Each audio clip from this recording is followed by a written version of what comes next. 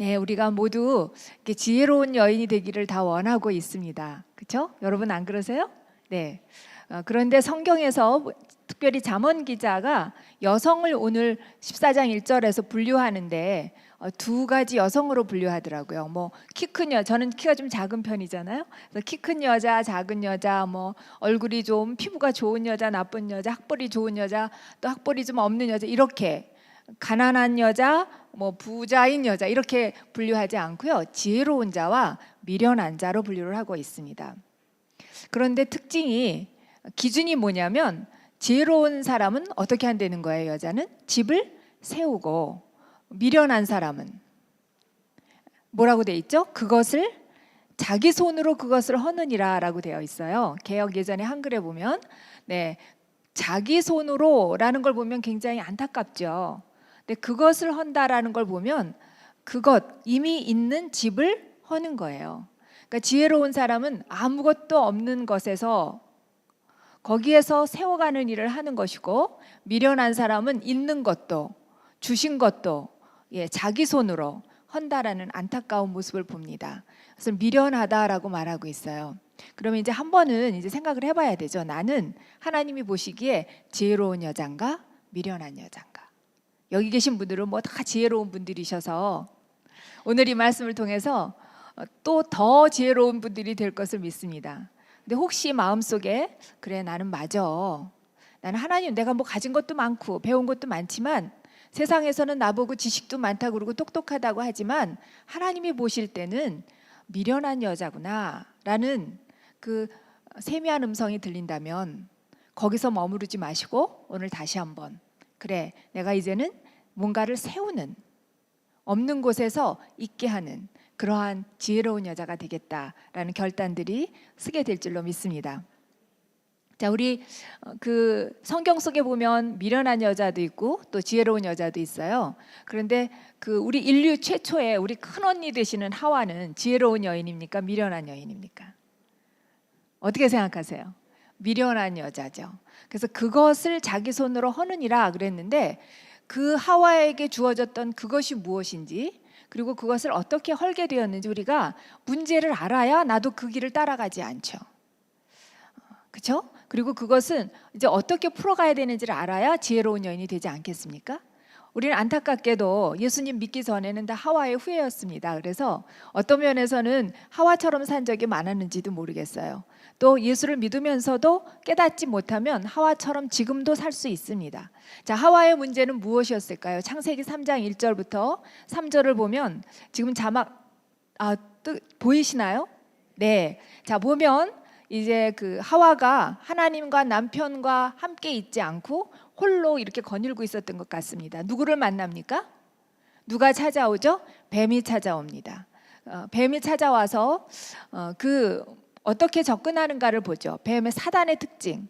하와는 이제 먼저 허물게 되는 게 뭐냐면 하나님과 자기와의 관계를 허무는 걸 볼 수가 있는데요. 사단이 거기에 개입이 되는 걸 볼 수가 있습니다. 자, 사단이 언제 접근하냐면 하나님과 가까이 있지 않고 남편과 가까이 있지 않을 때, 홀로 있을 때 접근을 합니다. 그래서 와서 하는 말이 뭐예요? 하나님이 이 동산에 있는 거 다 먹지 말라고 하더냐, 이렇게 말하는 거예요. 자, 하나님이 그 동산에 있는 거 다 먹지 말라고 그러신 거 아니거든요. 그렇죠? 그런데 접근을 그렇게 하죠. 사단의 특징은 뭐냐면 있는 것을 보게 하지 않고요, 없는 것 한 가지에 집중하게 합니다. 그 하와의 입장에서는 아마 하나님이 다 먹어라, 그리고 동산 중앙에 있는 거는 건드리지 말고 먹지 말아라, 이렇게 건드리지 말아라는 말씀은 안 하셨죠. 이제 하와가 그렇게 하죠. 먹지 말아라, 이렇게 말씀을 하셨을 때는 아마 그 한 가지 그 과실에 대해서 별로 관심이 없었을 것 같아요. 왜냐하면 먹을 게 너무 많잖아요. 그러니까 뭐 먹지 말라는 게 뭐 그렇게 섭섭했겠어요. 그런데 사단이 와갖고 마치 한 가지 먹지 말라고 그랬는데 다 먹지 말라고 그런 것처럼 하나님에 대해서 섭섭한 마음을 확 심어주는 거죠. 씨를 뿌리는 거죠. 다 먹지 말라고 그러더냐라는 말을 딱 듣고 보니까 어때요? 섭섭해지는 거예요. 그게 아닌데 저거 왜 가운데 있는 거 먹지 말라고 그러셨지? 그래서 인간의 속에 있는 그 욕심을 사단이 와서 부추기고, 그 다음에 부정적으로 우리에게 접근을 해서 섭섭한 마음을 갖게 하면서 그것을 주목하게 되죠. 왜 먹지 말라고 그랬을까? 갑자기 먹지 말아야지 생각하면 더 먹고 싶어지는 거 아시죠? 네. 그런데 그때 하와가 뭐라고 얘기를 합니까? 자, 하와가 얘기한 거 한번 같이 읽어보실까요? 네, 뭐라 그러죠?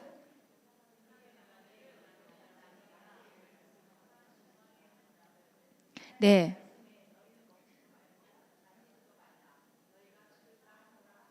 네. 자, 하와가 말하는 걸 보니까 하와에게는 지금 하나님의 말씀이 있어요, 없어요? 있어요. 하나님 말씀을 몰라서가 아니에요. 이미 직접 들었는지는 성경에 기록이 없으니까 모르겠는데 아담을 통해서 들었던 어떻게 됐든 들었습니다. 하나님의 말씀이 없어서 범죄한 게 아니라는 사실을 주목하셔야 돼요. 하나님 말씀이 있어요. 그런데 하나님의 말씀이 있음에도 불구하고 왜곡되게 말하고 있어요. 뭐라 그래요? 하나님이 만지지도 말라는 말씀 하시지도 않으셨거든요. 그렇죠? 네, 말씀을 왜곡되게 말하고 있고 그 다음에 죽는다고 정령 죽을 거라고 말씀하셨는데 하나님의 말씀에 대한 경외감이 없으니까 뭐라 그래요? 죽을까 하노라 약화시키는 걸 볼 수가 있습니다. 자, 그럴 때 하나님의 말씀이 하와를 통해서 우리가 깨닫는 건 뭐냐면 하나님의 말씀이 있어요. 들어요. 성경 공부해요. 내용 대강 알아요.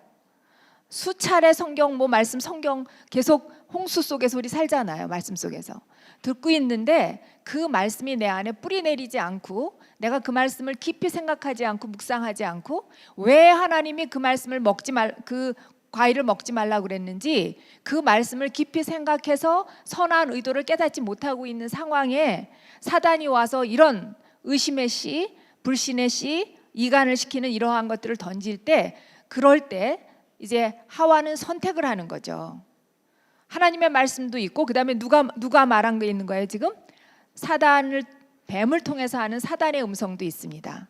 그럴 때 이 하와가 먼저 무엇을 먹는 거예요? 선악과를 먹기 전에 뭘 먼저 먹는 거죠? 사단의 말을 먹는 거죠. 하나님의 말씀은 듣기만 했지 먹질 않았어요. 그런 상황에서는 사단이 주는 말을 덥석 먹어요. 그러고 난 다음에 먹는 게 뭐냐면 금단의 사과, 금단의 열매인 선악과를 먹게 됩니다. 자, 이걸 보면서 무엇을 깨닫는가? 그 스카펙이라는 사람이 이렇게 얘기했어요. 선악과를 먹기 전에 인간이 지은 원죄보다 먼저 지은 죄가 뭐냐면 생각하기에 게으른 죄다라고 말합니다. 하와 언니가 생각하는 것을 게을리했다고요. 무엇을 생각했어야 되냐면 하나님 말씀을 들으면 그 말씀을 깊이 생각해 봐야 되는 거죠.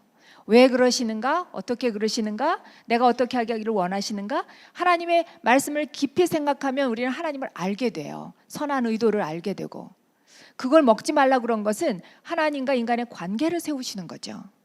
하나님 권위의 상징 아닙니까? 하나님은 창조주고 우리는 피조물이라는 그러한 위치를 정하신 거죠. 이거는 손대지 말아라 라고 말씀하신 거죠. 그걸 먹는다고 정말 죽는 게 아니라 그것을 손댄다라는 것은 하나님이 금한 것을 손대는 것이고 하나님의 권위에 대한 도전이라는 것이죠.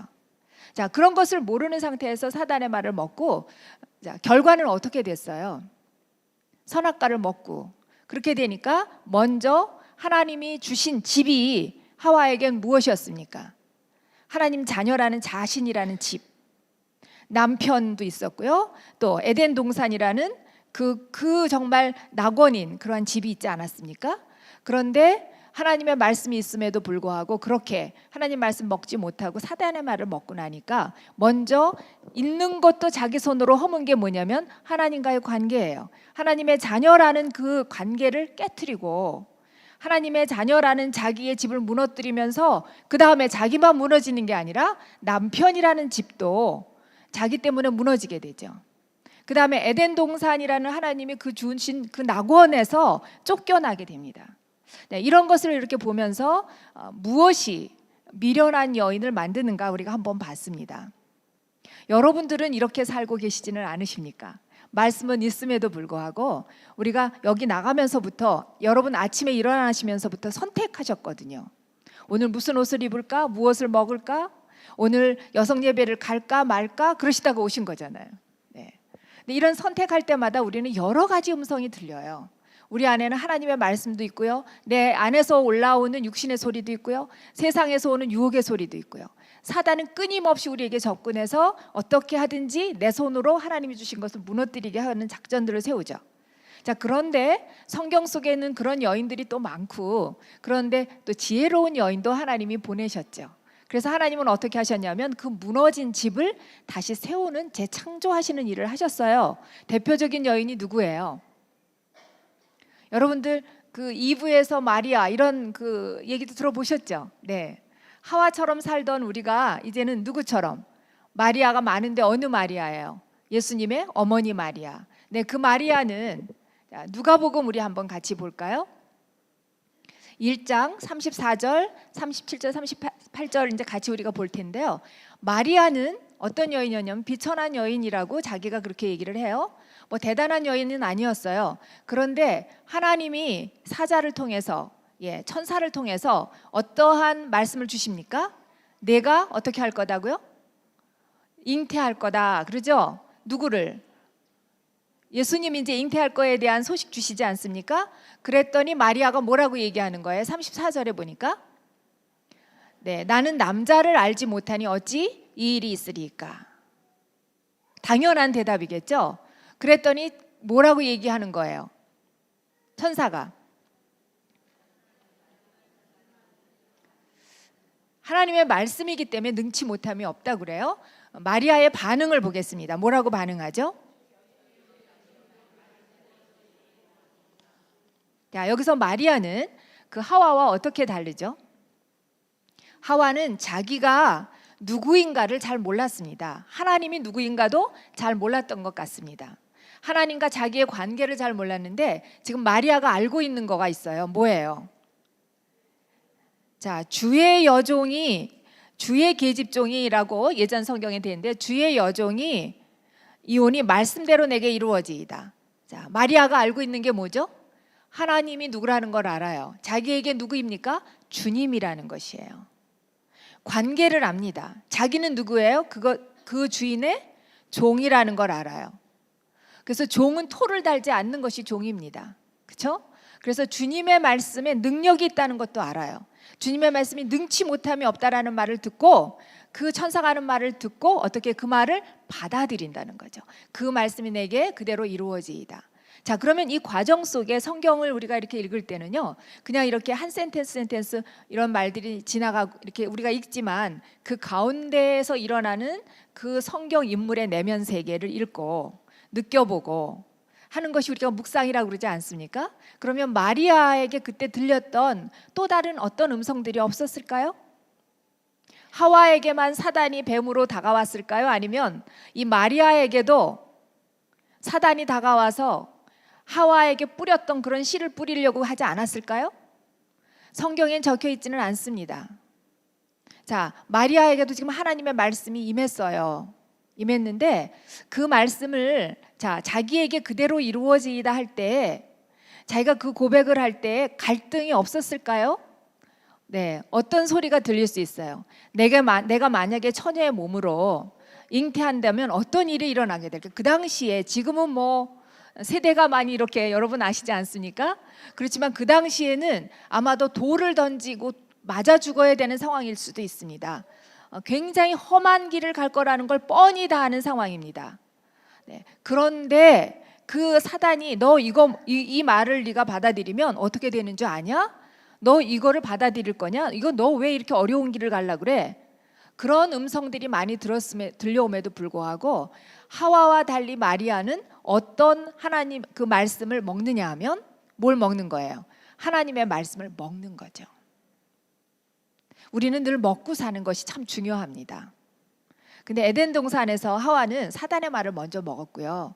마리아는 그 사단의 음성이 들려오는에도 불구하고 그것을 자기가 하나님이 주시는 말씀을 먹으면 자기에게 고난과 어려움들이 어떠면 죽음이 있을지도 모르지만 그 말씀을 받아들이고 있습니다.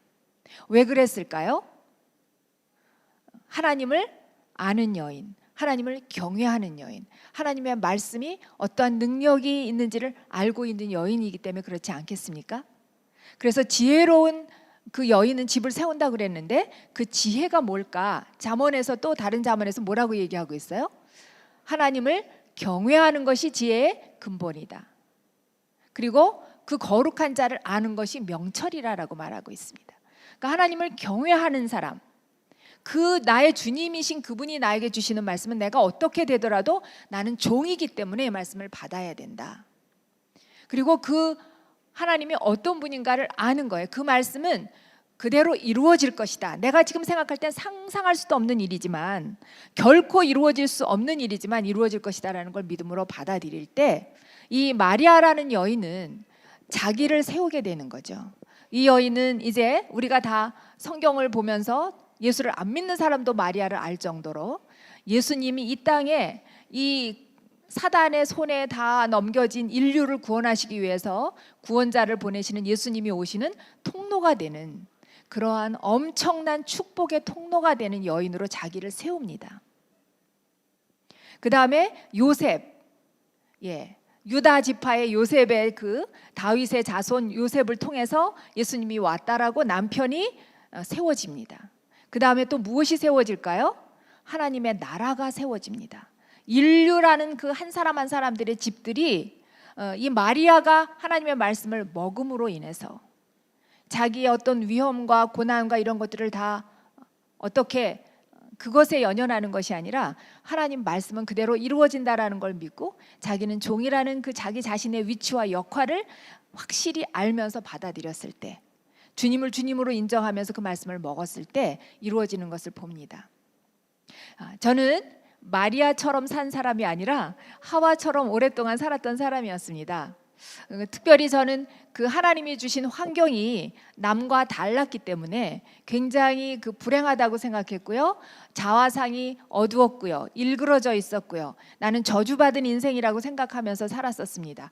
돌아다 보니까 물론 남과 달랐고 수치스러운 부분이 있어서 내놓기 싫은 부분들이 있었지만 저는 사단에게 속았다고 생각을 했습니다. 나중에 보니까 있는 거 9가지는 보지 않고 날마다 없는 거 1가지만 보면서 거기에 집중하면서 나는 불행하다. 나는 어쩌면 하나님이 온 인류를 다 용서하시고 구원하셨는지 모르지만 머리로는요 예수님의 십자가 다 알지만 그 주님이 나를 구원하시고 정말 나는 축복받은 인생이다라는 게 느껴지지가 않아서 교회는 대학 때부터 다녔음에도 불구하고요 굉장히 불행한 인생을 살았습니다. 겉으로 볼 때는 괜찮은 여자 같았고요, 고상한 여자 같았고 뭐 부족한 게 없는 것 같은 그러한 여자로 이렇게 살아갔는데 내면은 아주 핍절하고 황폐하고 쩍쩍 갈라진, 그래서 저를 달달달달 볶고 열등감이 심한 사람은 또 한 면은 그 완벽주의로 나타나는 거 아십니까 여러분?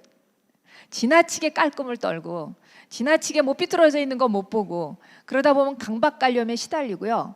그리고 뭔가 내 그 주어진 하나님이 주인이신 그분이 나에게 꼭 필요해서 나를 통해서 하실 일이 있으셔서 인생의 설계도 선한 설계도를 갖고 있는 걸 몰랐기 때문에 저는 내가 내 인생을 만들어 가야 된다고 생각해서 남보다 더 열심히 내 인생을 일구었습니다. 그래서 쟁취하는 삶, 뭔가 눈에 보이고 또 이렇게 손에 잡히는 거 더 갖는, 더 가지려고 하고 취하려고 하고 더 높아지려고 하는.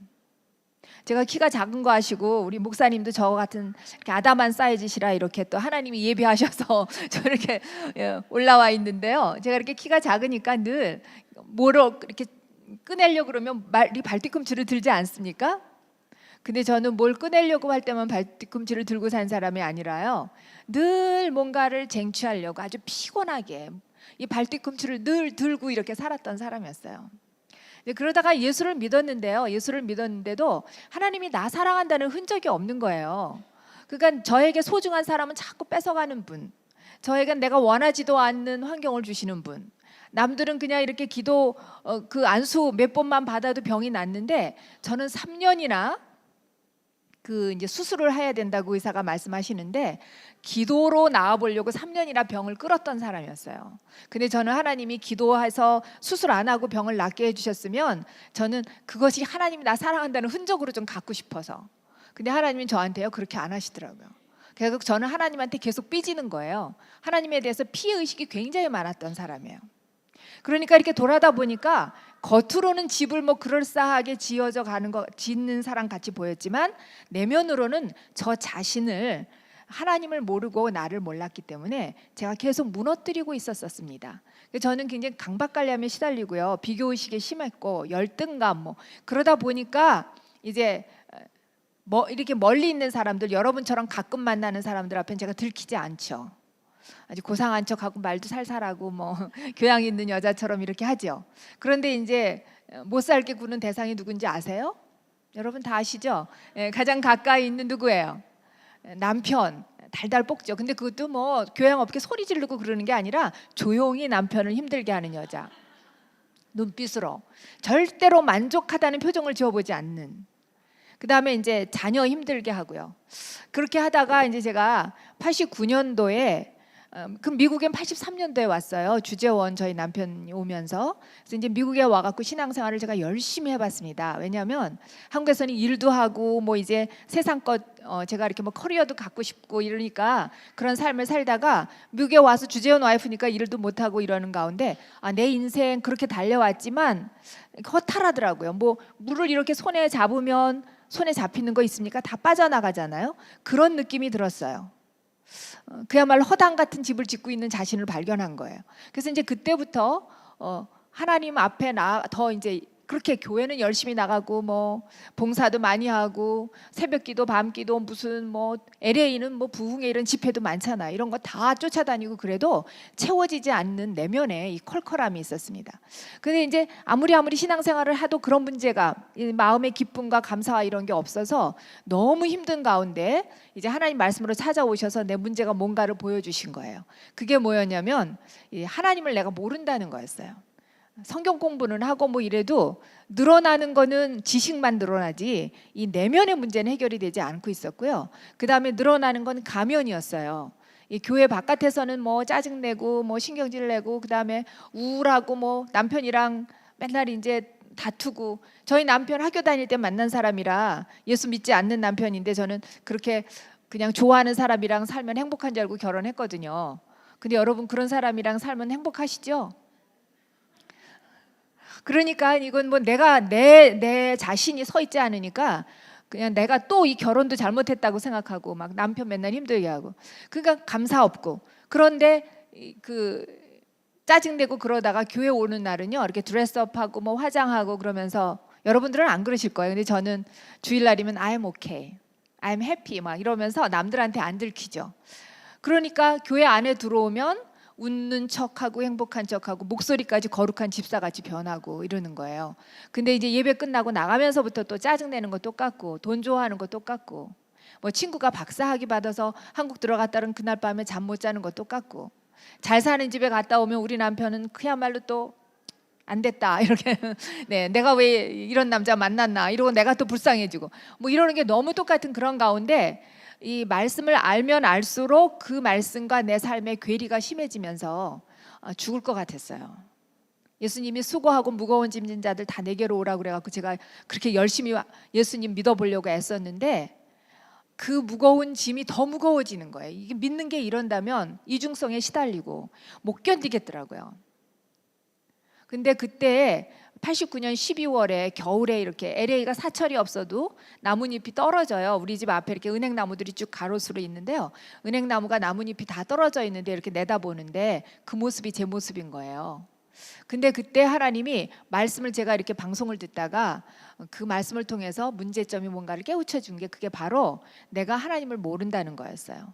그래서 이제 그때부터 제가 통곡하면서 내가 예수님을 하나님이 나의 구주라고 인정하고 하나님을 나의 주님이라고 날마다 아버지라고 부르면서도 여전히 내가 주인 돼서 내 삶을 꾸려간다는 걸 알았어요.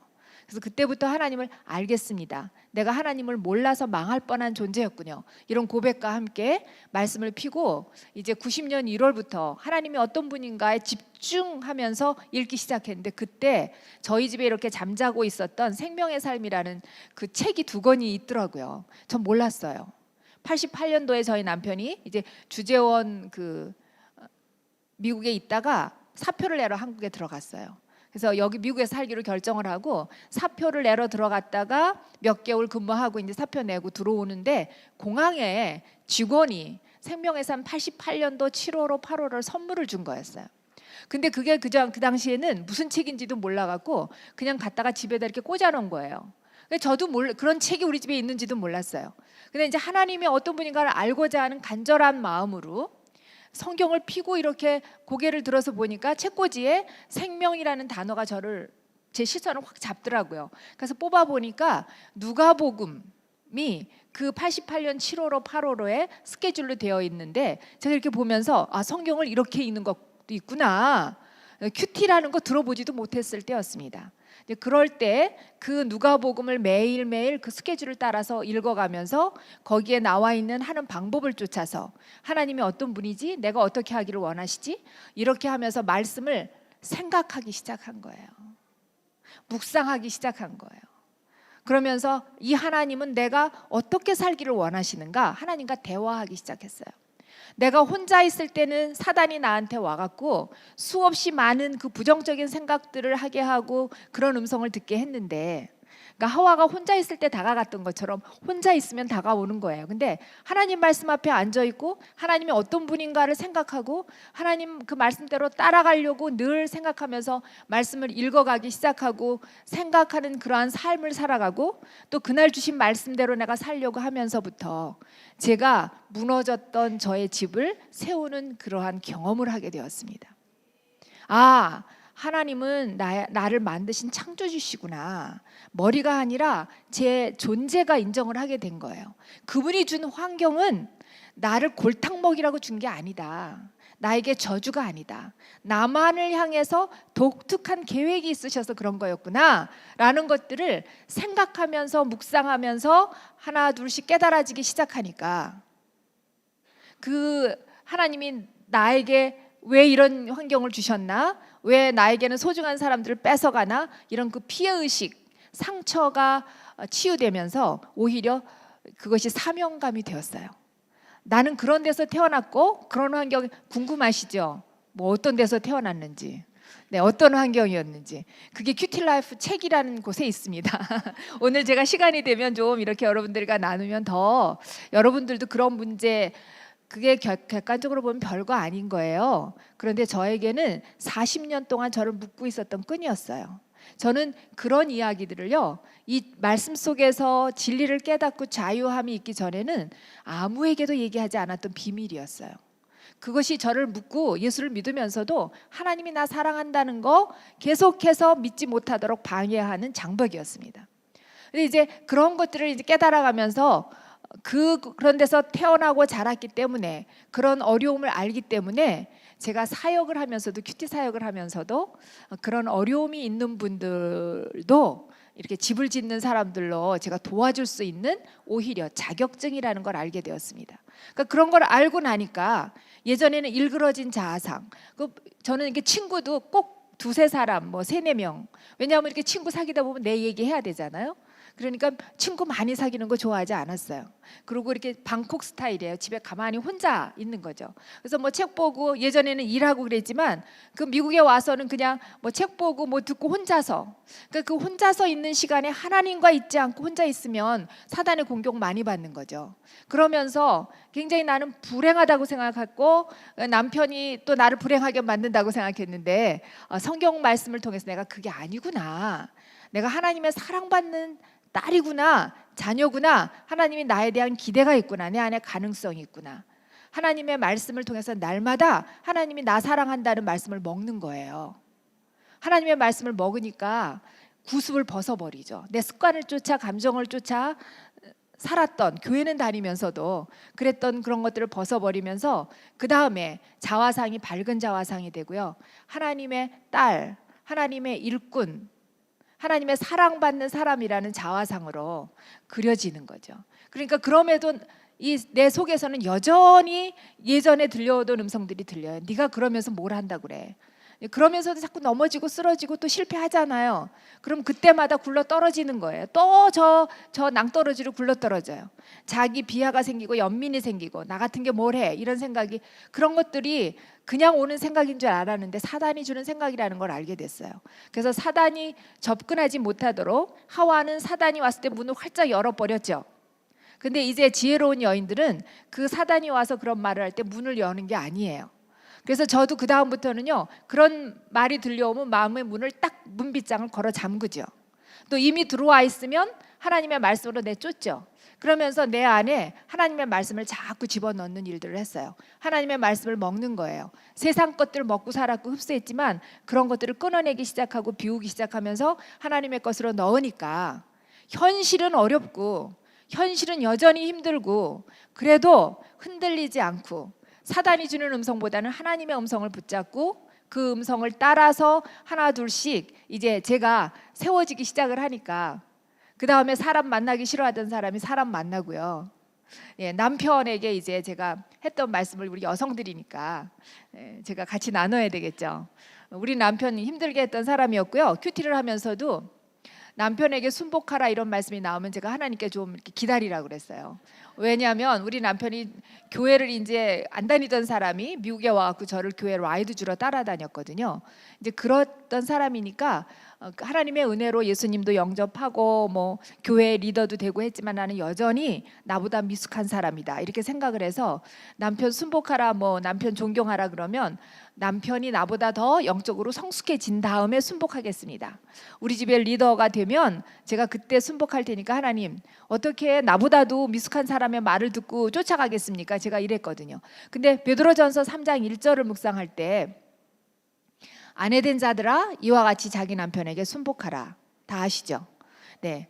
그 날도 하나님 기다리시라니까요. 이러고 지나가려고 그러는데 이제 말씀을 묵상한다는 건 토시 하나도 놓치지 않고 읽는 거잖아요. 그리고 또 그 말씀을 하나하나 생각해 보는 거잖아요. 네. 그래서 이제 순복하라. 그래서 기다리시라니까요. 그러고 나서 다시 한번 읽는데 남편에게 이와 같이 순복하라. 이와 같이라는 단어가 오더라고요. 이와 같이라는 뜻이 뭘까? 그리고 이 3장 1절이니까 그 2장 마지막 부분 3장 앞의 부분을 봐야 되잖아요. 그래서 2장 마지막 부분을 봤더니 어떤 말씀이 나오냐면 예수님에 대한 얘기가 나오는데 예수님이 죄가 없으신 분인데 십자가 위에 달리셔서 자기에게 위협하고 그렇게 욕하고 그런 사람들에게 그냥 욕하고 그렇게 그들과 똑같이 반응하지 않으시고 예수님은 하나님께 오직 공의로 심판하는 하나님께 부탁하고 그래서 십자가에서 돌아가 주셔서 죄 없으신 예수님이 돌아가셔서 죄 없는 우리가 의롭게 됐다 이런 말씀이더라고요. 그러고 보니까 이와 같이라는 것은 그 3장 1절의 말씀은 이와 같이라는 의미를 3장 1절의 말씀과 그 다음에 2장 마지막 부분을 연결하면서 제가 깨달은 건 뭐냐면 3장 1절은 이와 같이 순복하라 혹 도를 순종치 않는 자라도 아내의 행위로 말미암지 않고 아내의 말로 말미암지 않고 행위로 말미암아 구원을 얻게 하려 함이라 이렇게 되어 있어요. 그러니까 베드로가 지금 믿지 않는 여성들에게 주는 말씀이에요? 아니면 믿는 여성에게 주는 말씀이에요? 믿는 여성들에게. 그러면 혹 도를 순종치 않는 자라도 라고 얘기하는 건 뭐예요? 믿지 않는 남편에게라도 말로 하지 말고 행위로 본을 보여서 그 믿지 않는 남편이 믿는 너를 통해서 구원을 얻게 해라 이런 말씀이잖아요. 그러고 보니까 그것이 이제 이와 같이라는 거예요. 죄 없으신 예수님이 죄 있는 우리를 위해서 돌아가 주셔서 우리를 구원한 것처럼 믿는 아내가 믿지 않는 남편에게 순복해서 그걸 보여줌으로 구원받게 해라 이런 뜻이더라고요. 그러니까 제가 하나님 앞에 내가 조금 더 영적으로 성숙하고 우리 남편이 미숙하니까 남편 말 안 듣겠다라는 건 이유가 되지 않는다라는 게 거기서 분명해진 거예요. 그러니까 말씀을 이렇게 깊이 생각하고 묵상하다 보면 깨달음이 오는 거잖아요. 그래서 내가 무엇을 잘못했는가 봤더니 베드로가요 잘 아시더라고요. 여자들이 말이 많은 걸 아신 것 같아. 그래서 말로 하지 말고 이러잖아요. 그래서 제가 돌아다 보니까 떠오르는 장면이 우리 남편이 구역 예배 인도하는 그 장면이었어요. 그리고 그때 제가 남편을 위해서 남편 영적으로 성숙하도록 굉장히 애쓰잖아요. 우리 아내들이. 그렇지 않습니까? 제가 했던 건 뭐였냐면 그 구역 예배를 인도할 때 조금 더 잘할 수 있도록 평가를 이제 제가 하는 거예요. 그래서 이제 그 구역 예배 인도할 때마다 평가서를 만드는 거죠. 그래서 좋은 점, 아쉬운 점. 그 좋은 거는 한두 개, 아쉬운 건 7, 8개. 이제 늘 그런 거죠. 평가회는 어디서 하냐면 집에 돌아오는 차 안에서 이제 평가회를 하죠. 근데 저희 남편이 굉장히 양순하고요. 잘 싸우질 않으려고 그래요. 근데 그 얘기만 하면 얼굴이 시뻘개지고 그냥 화를 내고 그러는 거예요. 그래서 제가 속으로 이게 지혜롭지 않은가 보다, 아는 건가 보다. 그리고 하나님 앞에 기도하고 있는 중에 이 말씀을 묵상하게 됐어요. 그래서 그날 제가 보니까 그것뿐만 아니라 얼마나 많은 때에 말로 남편을 빚었는지. 저는 우리 남편을 참 사랑하는 여자가 돼갖고요. 남편 세워주려고, 돕는 배필이 되려고 남편 계획, 남편 개발 5개년 계획 뭐 이런 것도 세웠던 사람이에요. 그게 안 되더라고요. 자꾸 더 엇나가기만 하지. 그래서 이제 그날 말로 내가 남편을 빚으려고 그랬던 게 무엇이 잘못이었는가 봤더니 이것도 제가 하나님과의 관계를 무너뜨렸기 때문이었어요. 뭐냐면 나의 주인이 하나님인 것처럼 내 남편의 주인도 하나님인데, 내가 내 남편의 주인인 것처럼 남편을 그냥 이렇게 빚으려고 그러고 저렇게 빚으려고 했던 것을 깨달은 거예요. 그러고 보니까 내가 미련한 여인이 되어서 그야말로 하나님 자리에 앉아 있었던 거였어요. 그래서 그걸 회개하면서 이제부터는 나도 예수님처럼 내가 하고 싶은 말 있으면 하나님께 부탁하겠습니다. 그러니까 하나님이 직접 우리 남편의 주인 되셔서 우리 남편을 하나님이 원하시는 모습으로 빚어주세요. 기도했어요. 그리고 적용은 뭘까요? 구역 예배 갔다 올 때 평가회 하지 않을 거, 말로 하지 않는 거니까. 그런데 이제 며칠 지나고 난 다음에 구역 예배를 갔는데요, 그 말 새까맣게 잊어버리고요. 그 다음에 또 이제 습관을 쫓아 평가서를 쓴 거예요. 그러고 난 다음에 이제 또 우리 남편이 뭐 제가 그렇게 기도했다고 그래갖고 며칠 만에 하나님이 그냥 훌륭한 남편으로 만들어 놓으시나요? 현실은 그렇지 않잖아요. 현실은 늘 기도 내가 하는 것과 현실은 너무 다르지 않습니까? 그런데 이제 차를 탔는데요, 또 습관이 제가 차 타면 입 여는 거잖아요. 그래서 이제 얘기하려고 딱 그러는데 그때 찾아온 말씀이 뭐였냐면 이와 같이라는 말씀이 저를 찾아왔어요. 그러니까 이렇게 생각하고 묵상한 말씀들은 내 안에 들어갔다가 심령에 살아있으면 어떠한 그 결정적인 순간의 말씀이 찾아오시죠. 여러분들도 경험하시죠. 그냥 큐티를 하시더라도 건성건성하신 말씀은 나를 붙잡지를 못해요. 근데 깊이 묵상하고 그 말씀 앞에서 내가 하나님 앞에서 생각하고 내가 결단하고 붙잡고 기도했던 말씀들은 내가 그때는 구체적인 그런 게 생각이 안 나더라도 찾아오죠. 근데 제가 그때 구체적으로 적용을 했었잖아요. 근데 잊어버리고 있었는데 이와 같이라는 말씀이 찾아오면서요, 제가 입을 열지 않았습니다. 그때 제가 경험했던 건 뭐냐면, 그동안에는 저는 교회는 열심히 다니고 아주 거룩한 집사 같고 그랬지만 여전히 습관을 쫓아 감정을 쫓아 살았던 사람이었어요. 근데 그날 말씀을 쫓아 말씀에 붙잡힌다는 게 뭔가를 경험한 거예요. 그 집에 올 때까지 아무 말 안 하고 왔어요. 그런데 하지 말아야지 생각하면 더 하고 싶죠. 네. 그래갖고 집에 와갖고 씻고 뭐 잘라고 그러는데 계속해서 그 말을 뭐 한마디라도 하고 자고 싶은 거예요. 그래갖고 둘러놓는데요, 잠이 안 와. 그래서 제가 하나님 저요, 내일부터는 진짜 말 안 할게요. 오늘 한 번만 하고 내일부터 안 할게요. 근데 그때 또 다시 찾아온 말씀이 뭐냐면 이와 같이였어요. 죄 없으신 예수님이 얼마든지 그 위에서 자기의 정당성을 다 해명하시고 뛰어내려서 이러실 수도 있는 분이신데, 너를 위해서 그렇게 죽어주셨는데 그것처럼 네가 지금 참고 하나님한테 맡겨야 되지 않겠느냐고. 제가 그래서 그날요, 자다가 잠꼬대 할까 봐 벽에를 입에다 물고 잤다고요. 그러면서 그 다음 날 이제 아침에 저희 남편이 나중에 간증할 때 보니까 제가 어디 아픈 줄 알았대요. 그래서 아무 말도 안 했나 보다. 그 며칠 있다 또 무슨 얘기를 하나 보다 그러는데 저희 남편의 기대가 자꾸 깨지기 시작했습니다. 그러고 나서 이 여자가 아침에 뭐 안 하던 짓을 한다라는 걸 알게 된 거예요. 아침에 일어나갖고, 그때가 이제 91년이었던가 그래요. 제가 90년부터 큐티를 했는데요. 아침에 일어나서 뭐 중얼중얼거리고 혼자서 울기도 하고 웃기도 하고 뭐, 근데 그것이 큐티라는 걸 알게 됐어요. 예전에 부흥회 다닐 때는 한 일주일은 약효가 갔대요. 그래갖고 부흥회 갔다 오면 한 일주일은 뭐 잠잠하고 그러는데 한 일주일 지나면 또 그냥 본래의 모습이 드러나서 이러다 또 언젠가 그럴 거다 그러는데 그러지 않고 잠잠한, 제가 그 예수님이 털 깎는 자 앞에서 잠잠한 것처럼 제가 잠잠하기 시작을 하는 거예요. 그러고 난 다음부터 정말 저희 남편이 말씀을 붙잡고 밤새워서 읽기 시작하고요. 그다음에 큐티를 저와 같은 본문으로 하게 되면서 이제 그 여성들이, 제가 이제 또 저만 살아라는 게 아니라 이렇게 하면서 남편이 하게 되니까 남편들도 이제 큐티를 하게 됐는데 저희 남편이 왜 그런가 이상하니까 말씀 붙잡고 큐티하면서 같은 말씀하면서부터 저희 남편도 92년부터는 이제 남성들 하나님이 보내는 남성들과 함께 큐티 사역을 하는 그래서 보니까 정말 미련한 여자처럼 살았던 대표가 저였는데요. 그래서 저를 무너뜨리고 하나님이 주신 좋은 것도 많았는데 그거 보지 못했던 제가 하나님 말씀을 묵상하면서부터 저라는 집을 세우기 시작하고 그래서 밝은 자화상이 되고 내가 무슨 일을 해야 되는 걸 알게 되었을 때 그 또 남편을 말씀을 묵상하면서 그대로 쫓아갔더니 내가 또 내 안에서 들리는 그 음성을 먹지 않고 하나님의 말씀을 먹고 쫓아가는 삶을 살았더니 남편이 세워지고 그러다 보니까 저희 남편이 말씀 묵상하면서 자기도 평신도로 사역하다가 아무리 평신도지만 전문적으로 사람들을 섬겨야 되겠다는 그런 마음을 말씀 속에서 시편 78편 묵상하다가 받았어요. 그래서 낮에는 일하고 밤에는 신학교 다니면서 신학을 공부해갖고 5년 전, 한 6년 전에는 하나님께서 또 목사로 안수를 주셨어요.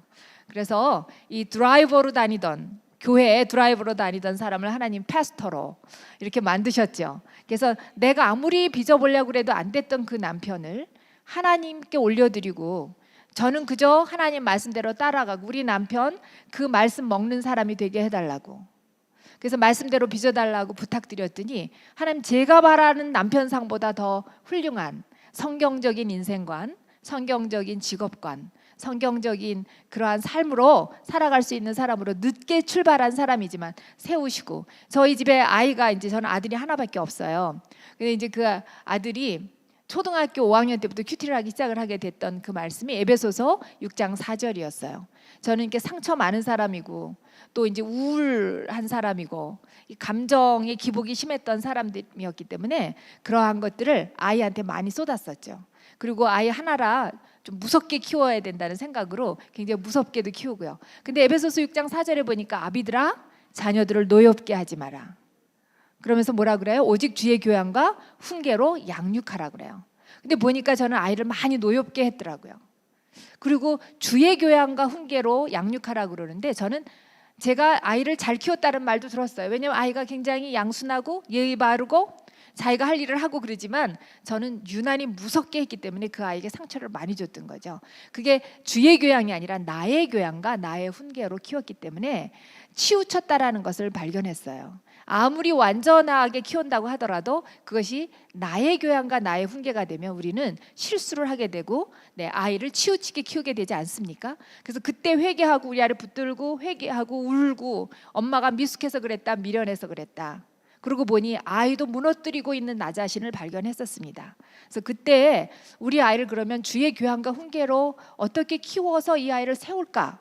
라는 거 기도하다가 아이도 큐티하는 거다라는 생각으로 그때부터 아이를 큐티를 하게 했죠. 그러면서 이제 저희 아이는 대학교 졸업하고 벌써 5년 전에 결혼해서 지금 버지니아 가서 손녀가 하나 있어요. 살고 있는데 그렇게 하다 보니까 이 아이가 뭐 대학교 가서 큐티 안 할 때도 많고 그랬죠. 그럼에도 불구하고 이제 다시 지금 그 우리와 같은 본문으로 이렇게 묵상을 하면서 며느리도 같은 본문으로 묵상을 해요.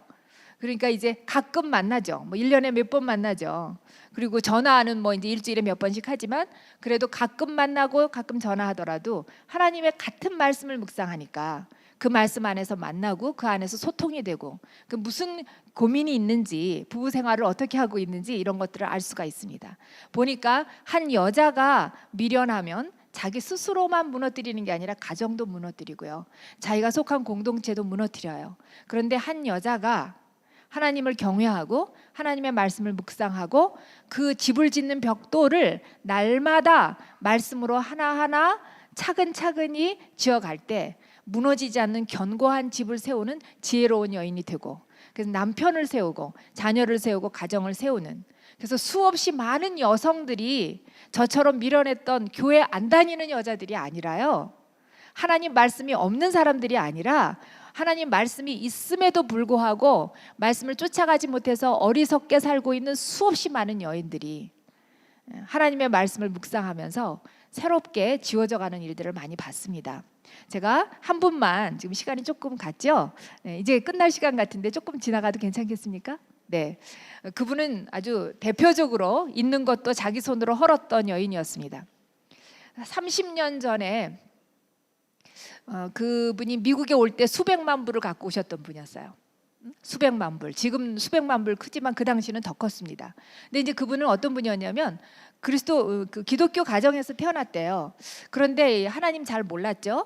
하나님과의 관계도 세워져 있지 않은 상황에서 믿는 남자랑 결혼을 했어요. 그런데 이분은 굉장히 이렇게 노는 걸 좋아하세요. 춤추는 거 좋아하시고 뭐 여행 다니는 거 좋아하고 그 40년 전에 한국에서 외제차 타고 골프 치고 그랬던 여자예요.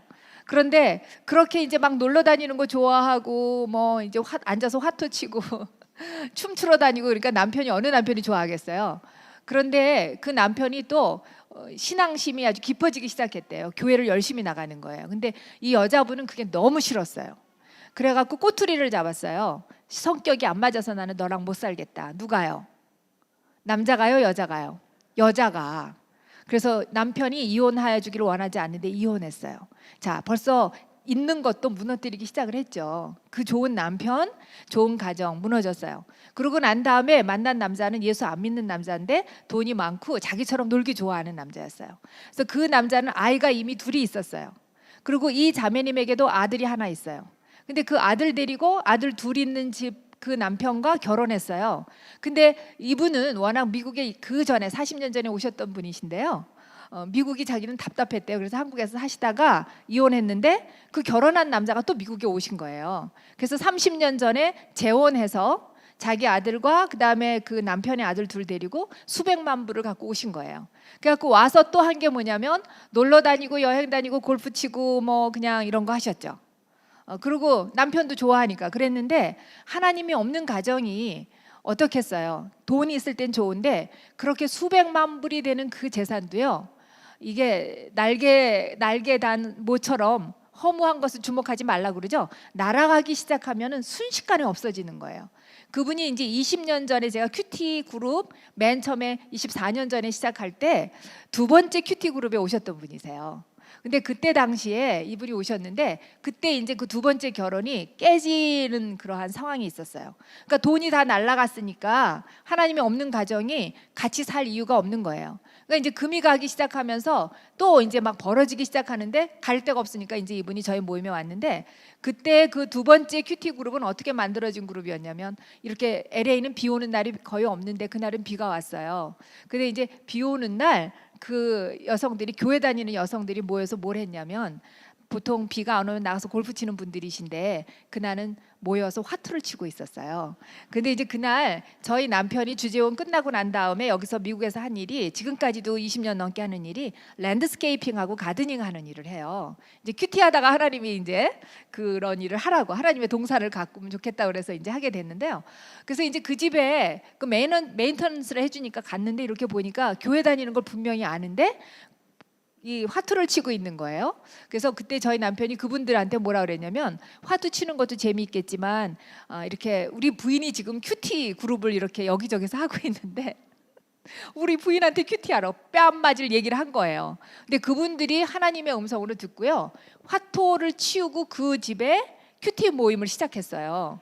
그래서 이제 그 집에서 이제 큐티 모임을 두 번째 그룹을 하는데 거기에 왔던 분이세요, 이분이. 근데 이분은 화토를 안 치니까 이 모임에 안 오겠다고 그랬었거든요. 근데 가정이 그렇게 어려우니까 갈 데가 없는 거예요. 그래갖고 이제 오셨는데요. 그때 당시에 그야말로 이분은 쌀도 이렇게 손 망가질까봐 젓가락으로 이렇게 저어서 씻고 그 다음에 스킨케어도요. 그냥 스킨케어 하는 집에 가서 하는 게 아니라 스페셜리스트를 집에 불러다가 집에서 케어받던 분이세요.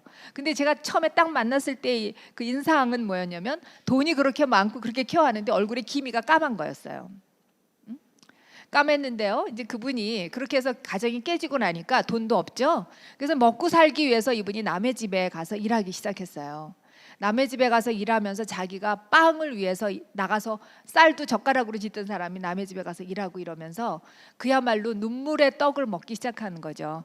그렇게 힘들게 되니까 이분이 이제 그 큐티 모임에 더 열심히 나오기 시작하더라고요. 그러다가 그 말씀을 묵상을 하시고 이러면서 자기가 얼마나 미련한 여자였는가를 깨달은 거예요. 그야말로 하나님이 주신 것도 하나님 경외하지 않아서, 하나님이 어떤 분인지 몰라서 자기가 다 무너뜨렸다라는 걸 알았어요.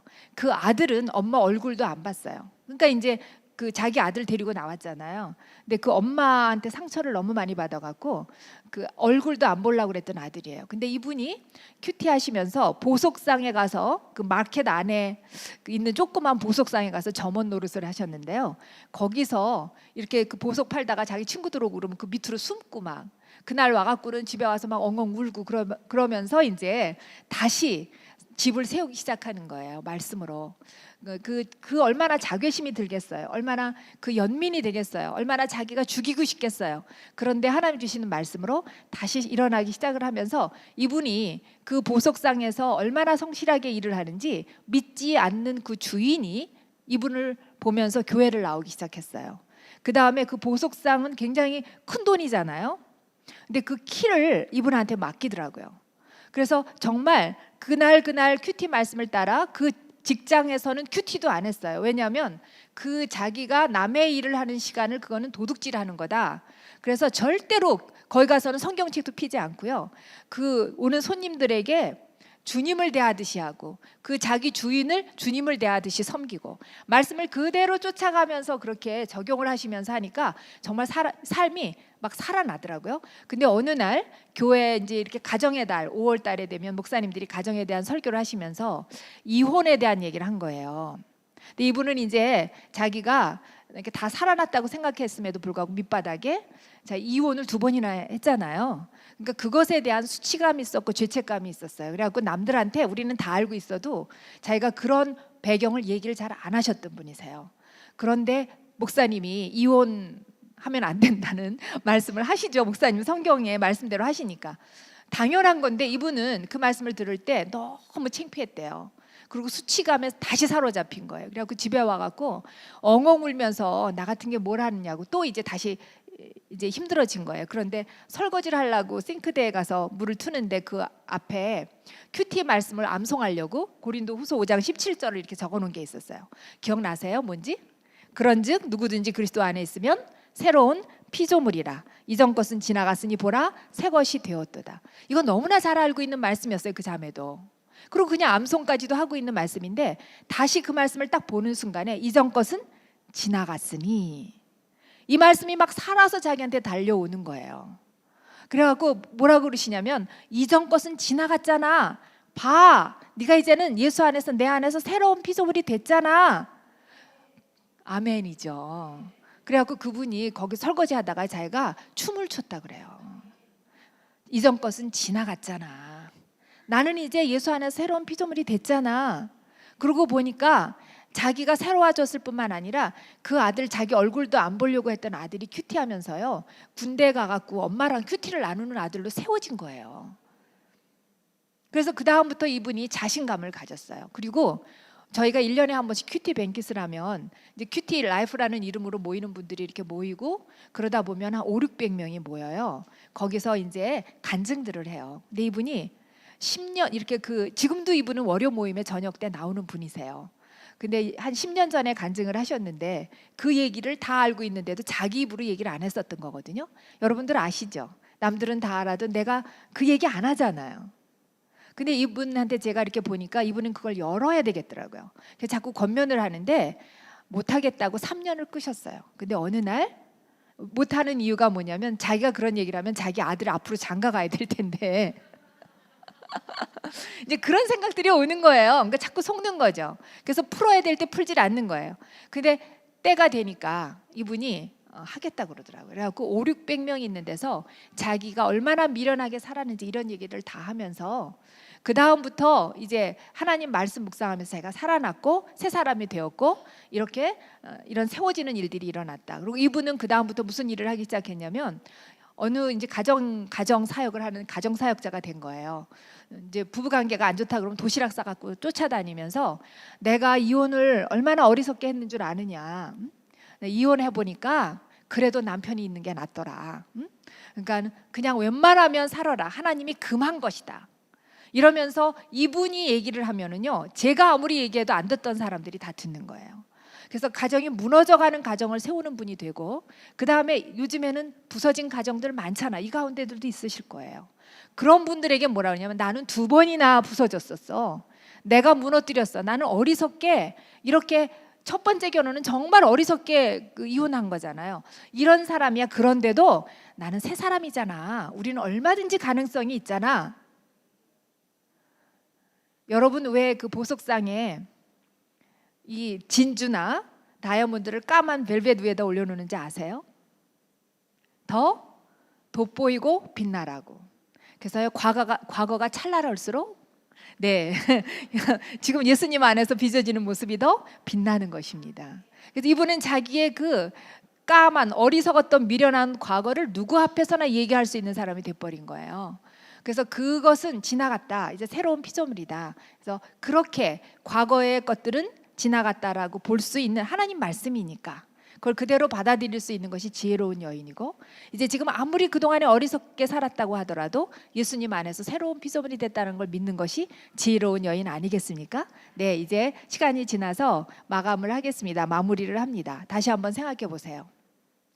미련하고 지혜로운 것은 어떤 것을 기준으로 해서 잠언 기자가 얘기했었는지, 하나님을 경외해서 하나님이 어떤 분인가를 알고 내가 누구인가를 알고 하나님의 말씀을 경외심을 가지고 신뢰하고 먹으면, 그래서 그 말씀대로 느리지만 세상 사람들이 볼 때는 바보 같다고 하지만 세상 방법이 아니라 사단이 주는 음성이 아니라 하나님의 음성을 따라 그 집을 짓게 되면 튼튼한 무너지지 않는 집을 짓습니다.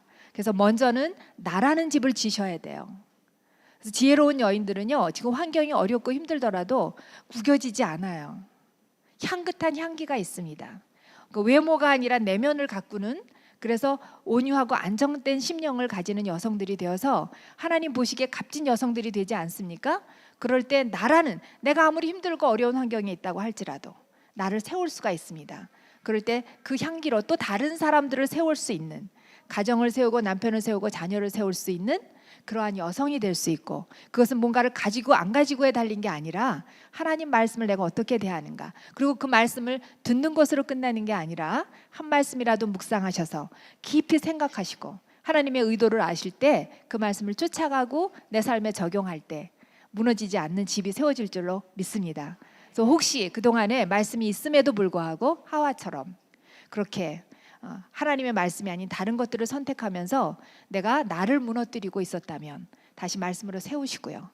혹시 여러분들이 남들은 모르지만 내가 남편을 무너뜨리고 있고 자녀를 무너뜨리고 있다면 내가 세워지는 그것을 통해서 남편과 자녀를 세우고 교회를 세우고, 여기 지금 여성사역 지역으로 이렇게 하고 계시는데 지역을 세우시는 그러한 지혜로운 여인들이 되기를 바랍니다. 기도하겠습니다.